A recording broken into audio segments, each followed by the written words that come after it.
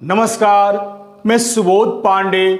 सबसे पहले मैं आपका इस एडुकेशनल चैनल में हार्दिक स्वागत करता हूं। आज मैं आपके समक्ष हिंदी जगत के श्रेष्ठ उपन्यासकार तथा कहानीकार उषा प्रियंवदा कृत वापसी कहानी को लेकर उपस्थित हुआ हूं। एक वीडियो के रूप में उषा प्रियंवदा कृत वापसी कहानी को मैंने दो भागों में बांटा है। प्रथम भाग में यानी पार्ट 1 में मैं केवल उषा प्रियंवदा जी का सामान्य परिचय देना चाहता हूं। इसके बाद उनके द्वारा रचित वापसी कहानी का सार या सारांश या कथानक या कथा वस्तु को प्रस्तुत करना चाहता हूं। जबकि दूसरे भाग में यानी पार्ट 2 में मैं केवल उषा प्रियंवदा द्वारा रचित वापसी कहानी के उद्देश्य और नामकरण या शीर्षक की सार्थकता पर अपने विचारों को व्यक्त करना चाहता हूं। तो आइए सबसे पहले मैं आपके समक्ष उषा प्रियंवदा जी का सामान्य साहित्यिक परिचय प्रस्तुत करता हूं। इसके बाद मैं उनके द्वारा रचित वापसी कहानी का सार या सारांश या कथानक या कथा वस्तु को प्रस्तुत करता हूं। ध्यान देकर सुनिएगा। उषा प्रियंवदा जी का सामान्य साहित्यिक परिचय। उषा प्रियंवदा नई कहानी के आंदोलन के साथ उभरकर आने वाली प्रमुख कहानी लेखिका हैं। उषा प्रियंवदा एक प्रवासी हिंदी साहित्यकार हैं। इनका जन्म 24 दिसंबर सन 1930 ईस्वी में कानपुर में हुआ था। इन्होंने प्रयाग विश्वविद्यालय से अंग्रेजी में MA की परीक्षा उत्तीर्ण करने के बाद कुछ समय तक अंग्रेजी विभाग में प्राध्यापक के पद पर कार्य करती रहीं। फिर अमेरिका चली गईं। वहां इंडियाना विश्वविद्यालय में आधुनिक अमेरिकी साहित्य पर अनुसंधान किया और सन 1964 ईस्वी में विस्कॉन्सिन विश्वविद्यालय मेडिसिन में दक्षिण एशियाई विभाग में सहायक प्रोफेसर के पद पर कार्य प्रारंभ किया।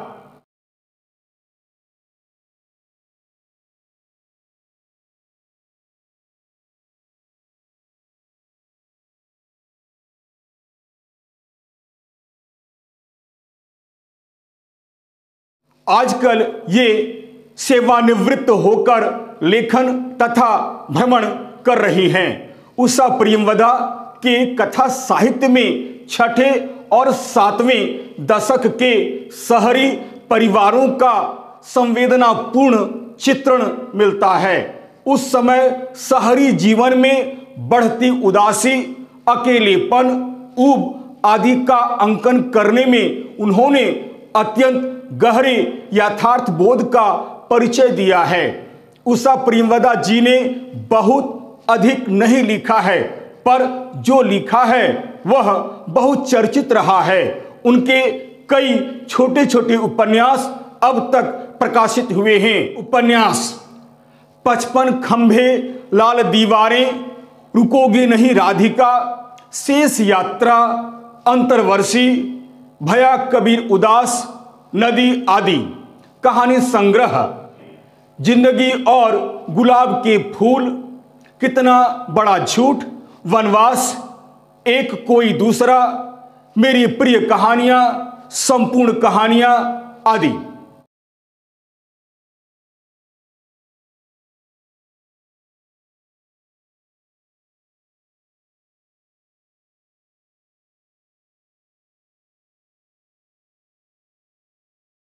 वस्तुतः उषा प्रियंवदा नई कहानी की सशक्त लेखिका हैं। इनकी कहानियों में भोगे हुए यथार्थ, कुंठा, निराशा, संन्यास, घुटन, भ्रष्टाचार की सशक्त अभिव्यक्ति हुई है। इनकी प्रायः सारी कहानियां मध्यवर्गीय जीवन से संबंधित है। इनकी कहानियों में प्रायः सामाजिक आर्थिक समस्याओं का विश्लेषण मिलता है। ये समस्याएं तो यथार्थ हैं, परंतु इनके समाधान रूमानी कल्पना चित्र हैं। यही नहीं, इनकी कहानियों पर पाश्चात्य कहानी का प्रभाव अधिक अंशों में देखा जा सकता है।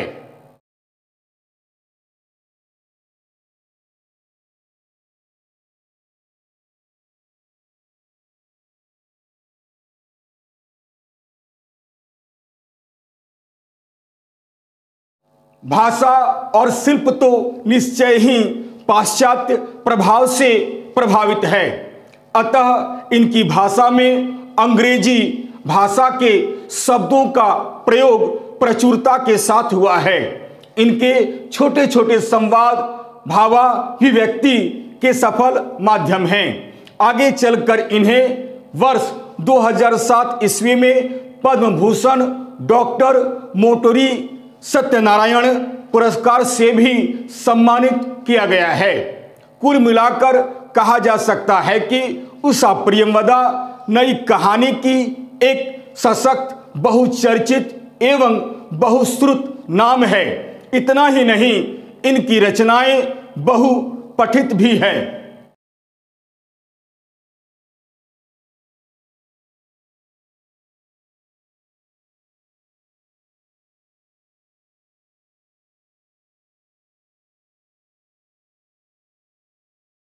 आइए अब मैं उषा प्रियंवदा कृत वापसी कहानी का सार या सारांश या कथानक या कथा वस्तु को आपके समक्ष प्रस्तुत करता हूं।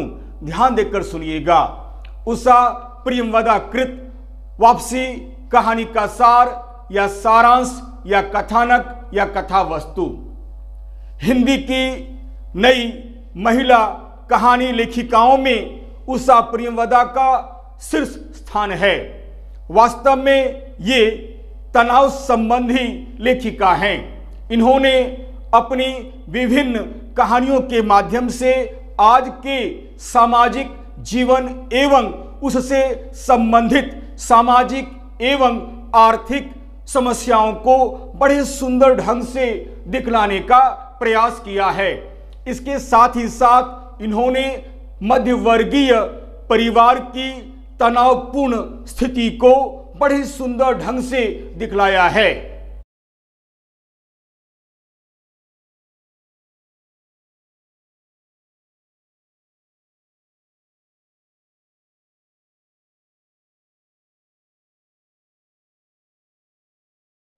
वापसी इनकी एक अत्यंत ही उत्कृष्ट तथा बहुचर्चित एवं एक मार्मिक कहानी है। वास्तव में यह कहानी दिल को छू लेने वाली कहानी है। यह कहानी नई कहानियों के अगस्त सन 1960 ईस्वी के अंक में प्रकाशित हुई थी। इस कहानी की संवेदना बिल्कुल नई है। इसे सिद्ध असिद्ध करने के लिए लेखकों के दो वर्ग बन गए। अनेक विद्वानों ने इस कहानी को नई कहानी का एक सुंदरतम नमूना माना है। उनका कहना था कि इस कहानी की संवेदना का नयापन इस बात में है कि लेखिका ने बिना भावुक हुए तटस्थ भाव से यथार्थ स्वीकार किया है और उसे उतनी ही तटस्थता से अंकित भी कर दिया है।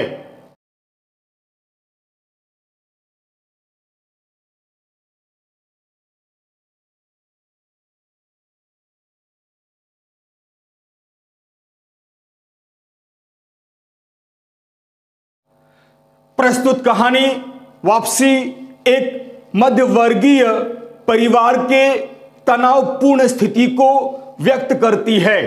अतः यह कहानी एक तनावपूर्ण एवं मनोवैज्ञानिक कहानी है। कहानी की कथा वस्तु पूर्णतः पारिवारिक है।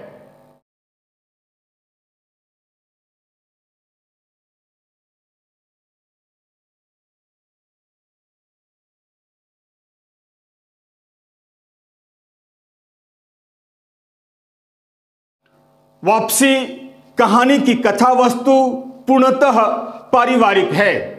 कहानी का प्रारंभ गजाधर बाबू और गणेशी के संवाद से शुरू होता है। गजाधर बाबू 35 साल तक रेलवे की सेवा यानी नौकरी करने के पश्चात अत्यंत प्रसन्न मन से सेवा निवृत्त हुए। गणेशी उनका सामान बांध रहा था।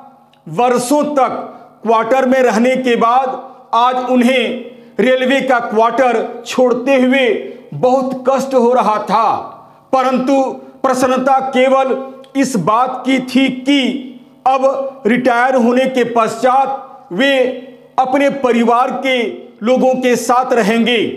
पत्नी, बेटा, बेटी, बहू, पोते पोतियों के बीच अब वे रहेंगे।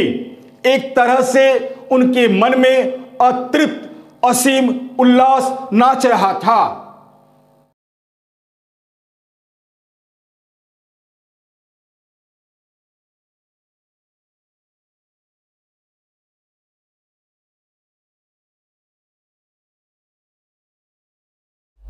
गजाधर बाबू रेल के एक छोटे अफसर थे और एक छोटे से स्टेशन पर अकेले रहते थे। पत्नी को कुछ दिन साथ रखने के बाद बच्चों की पढ़ाई की सुविधा के लिए उन्होंने एक बड़े शहर में मकान बनवाकर वहीं रख दिया था और स्वयं अकेले रहते थे तथा एक सपने को पालते थे कि रिटायर होकर वापस चलेंगे और स्त्री बच्चों के भरे पूरे परिवार में आनंद के साथ रहेंगे। बीच बीच में अपनी युवावस्था के मादक चित्र उनकी आंखों में मंडराते रहते थे और भविष्य के जीवन के सपने को और भी रंगीन बनाए रखते थे।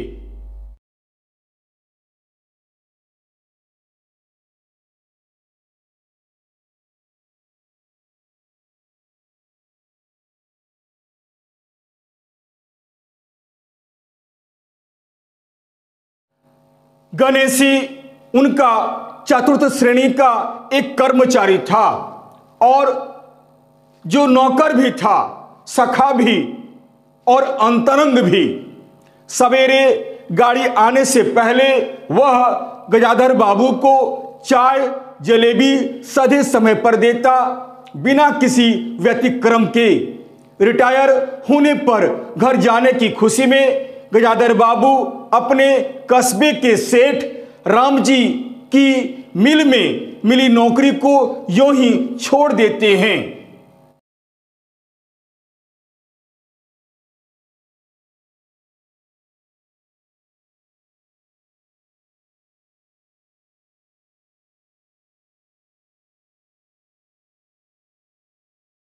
गजाधर बाबू प्रसन्न मन से घर तो अवश्य आते हैं, परंतु घर का वातावरण सर्वथा बदला हुआ पाते हैं।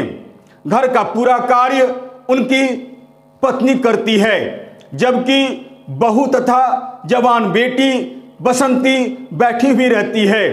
वे इस वातावरण में अपने को मिला नहीं पाते हैं। लड़की का इस प्रकार रात तक बाहर रहना उन्हें बिल्कुल अच्छा नहीं लगता है। फलस्वरूप एक दिन गजाधर बाबू उससे तथा बहू से खाना एवं अन्य छोटे छोटे कार्यों को करने के लिए भी कहते हैं, जिससे घर में एक विद्रोह सा हो जाता है।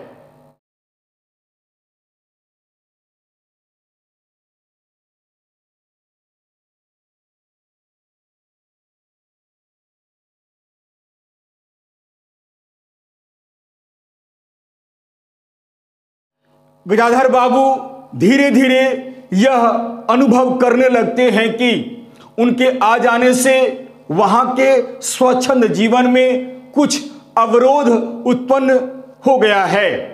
उनके लिए पूरे घर में कोई जगह नहीं है। पहले बैठक में चारपाई पड़ती थी और बाद में स्टोर रूम में रख दी जाती है, जो उनकी पत्नी का कमरा भी था। घर की पूरी व्यवस्था में उनका दखल घर में रहने वाले किसी को भी बर्दाश्त नहीं है और यहाँ तक कि उनकी पत्नी भी उनके प्रति सहानुभूतिशील नहीं है। वे भी शिकायत करने लगती हैं।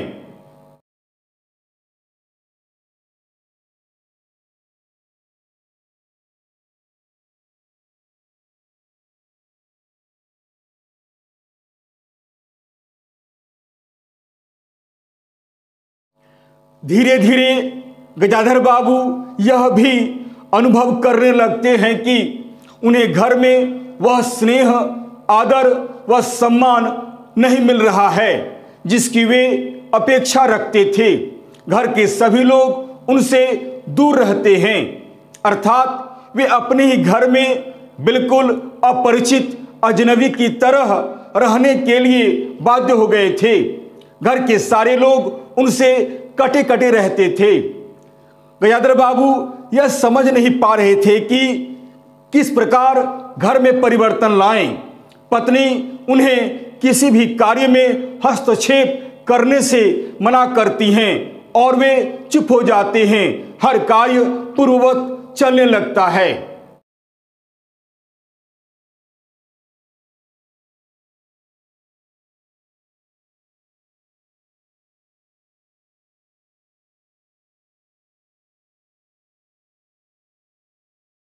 रिटायरमेंट के बाद सुखी जीवन का सपना देखते हुए गजाधर बाबू पत्नी के प्रारंभिक दिनों के समर्पण भाव से मिलता जुलता चित्र बनाते थे, परंतु अब उन्हें लगता था कि यह तो कोई और है जिसका सारा संसार घी के डिब्बे और चीनी के बर्तन हैं। बच्चे के प्रति उनके मन में स्नेह भी है और आकर्षण भी है। उन्हें ममत्व देना और पाना दोनों अच्छा लगता है, किंतु बच्चों में मस्त है। उनकी तरफ बिल्कुल उनका भी ध्यान नहीं है।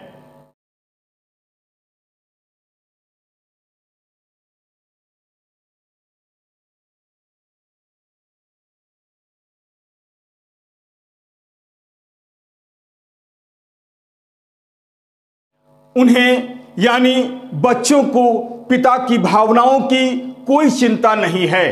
पिता अब आतंक, श्रद्धा, ममत्व के विषय उनके लिए नहीं रहे।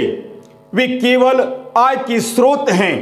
बड़े बेटे इसके अतिरिक्त उनकी चिंता भी नहीं करते हैं। लेकिन इसी बीच एक बात पर उन्होंने नौकर को घर से निकाल दिया, जिससे घर में तूफान खड़ा हो जाता है।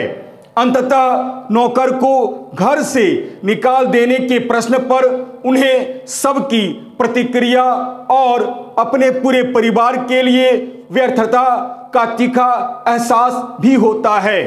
वे यह भी सुनते हैं कि उन्हीं के कारण अमर यानी उनका बड़ा बेटा घर से अलग रहने की सोच रहा है।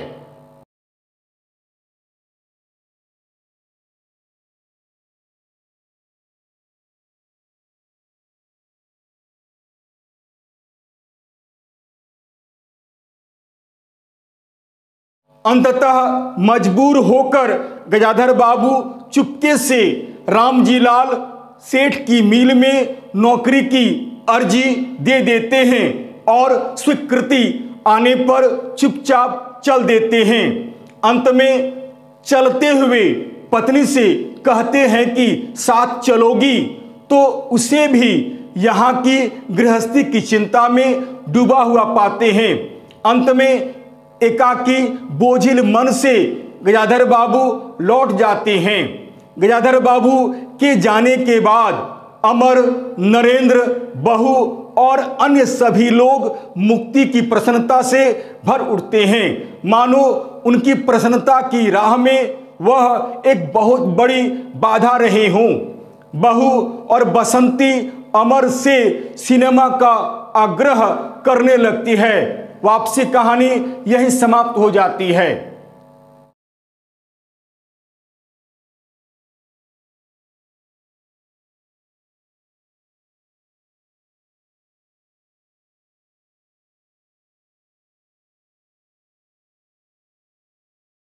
इस तरह हम देखते हैं कि वापसी उषा प्रियमदा द्वारा रचित एक पारिवारिक एवं तनावपूर्ण कहानी है। इस कहानी के माध्यम से लेखिका ने मध्यवर्गीय परिवार में रहने वाले लोगों के बीच के तनाव को बड़े सुंदर ढंग से दिखलाने का प्रयास किया है। कथा वस्तु की दृष्टि से यह एक बड़ी ही सुंदर एवं सफल कहानी है।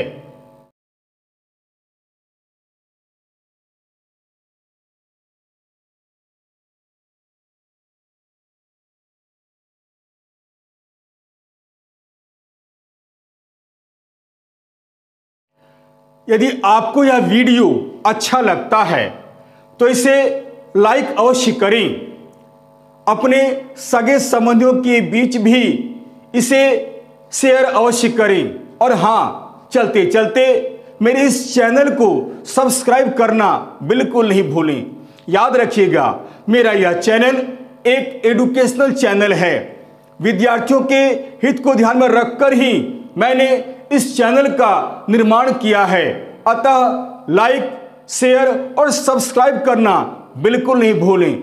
हाँ, यदि मेरे वीडियो में कहीं अगर आपको किसी प्रकार की कोई त्रुटि या कोई कमी नजर आती है तो सप्रमाण कमेंट्स अवश्य करें, ताकि अगले वीडियो में मैं उन त्रुटियों का सुधार कर सकूं और आपके समक्ष एक बहुत ही बेहतर वीडियो बनाकर प्रस्तुत कर सकूं। तब तक के लिए नमस्कार, धन्यवाद।